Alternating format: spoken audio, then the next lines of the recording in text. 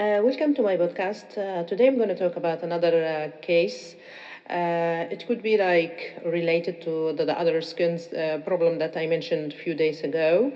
However, this is a different entity. So basically, after you introduce yourself to your patient and double check the patient name and date of birth as we always agreed, that's the part of the introductory to your patient. So you'll ask the patient, how can I help you today? So the patient might be a male or a female, could be any age, who says that, oh doctor, I'm having this intense, painful, burning pain in my legs and my limbs, and I don't know what's going on. So you're going to ask the patient, can you tell me a little bit more about it? So the patient might say that, I went for a holiday, or I went for a swim in the beach, in the ocean, wherever, and then I just devolved and had this painful linear rash on my body.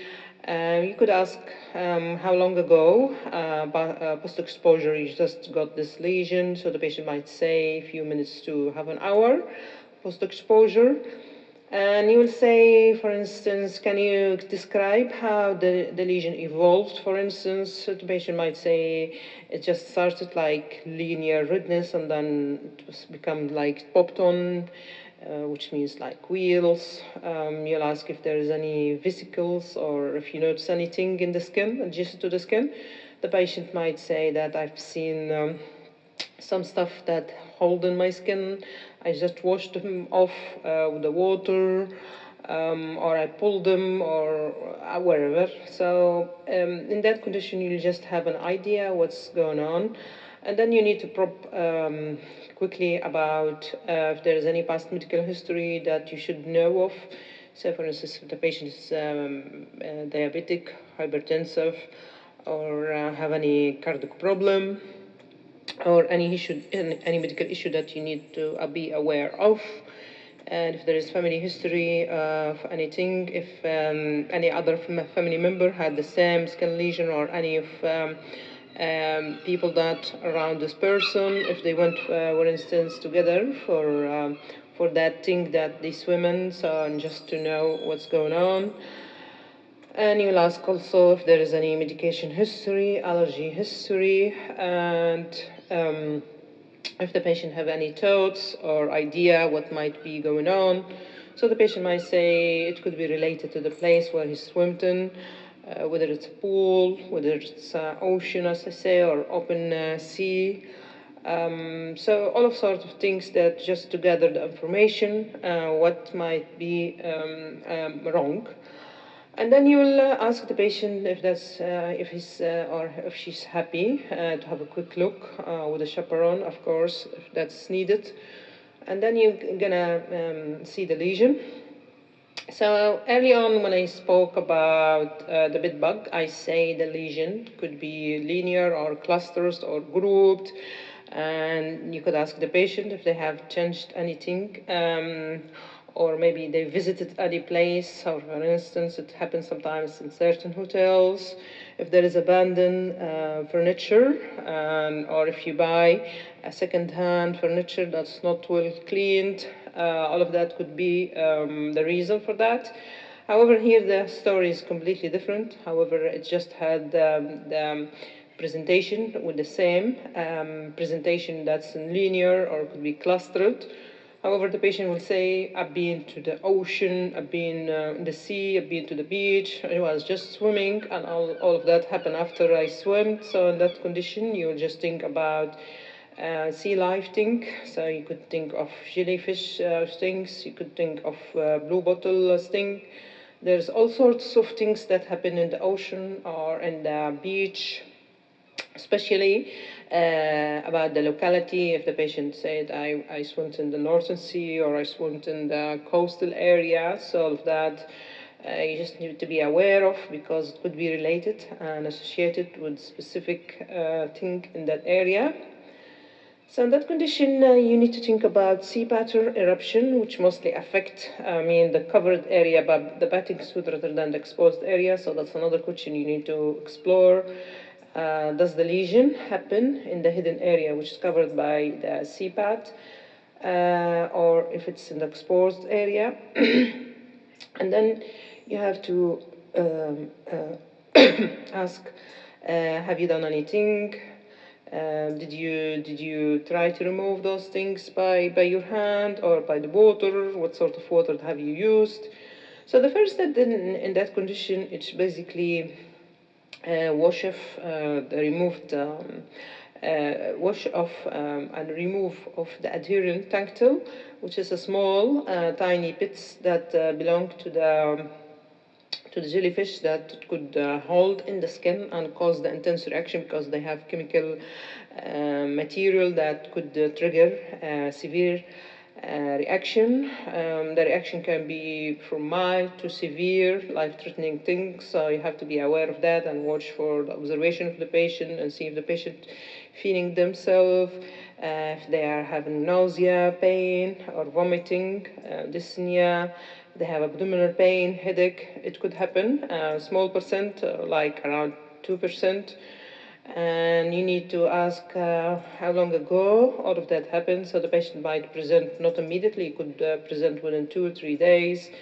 And that condition, the pain will start to subside, because usually the pain will last from half an hour to 72 hours. You will also, for the first aid, if you've been in the scene, or if you are seeing them in the clinic, wash the area by the seawater. However, not favorable to wash by fresh water. And in certain condition, they advocate that you need to immerse the area in hot water with a temperature of 45 centigrade for 20 to 30 minutes approximately. And in certain situation, it says that it's appropriate as well to apply vinegar to the area, which could ease and settle the area. As I say, you have to monitor and look for any sign or symptom that mandate referring to the cardiac center for monitoring if there is the need for resuscitation, because certain condition might deteriorate. So you have to observe and look for the vital signs. I mean by that, it's temperature and pulse rate, respiratory rate, and if any of that, and the blood pressure, if any of that doesn't seem right, you have to transfer, and if the patient is unconscious as well. It has been there some reports of rhabdomyolysis, and which leads to acute renal failure in the northern hemisphere. So it's another thing to look out for.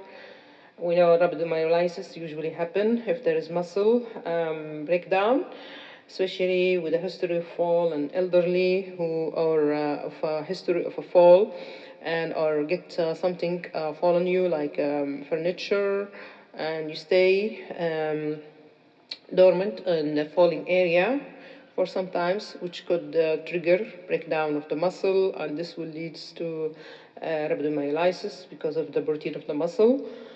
So all of that you have just to consider. It could be mild and it could be severe, so you have to apply your clinical judgment in order to save life. If the patient only concerned about itching or intense pruritus, because usually it triggers intense burning, painful rash, that condition you will consider steroid and antihistamine. Steroid you just give topically at first, and antihistamine, any sort of antihistamine you could give, even if you can give the sedatives just to calm the patient down and alleviate the intense itching.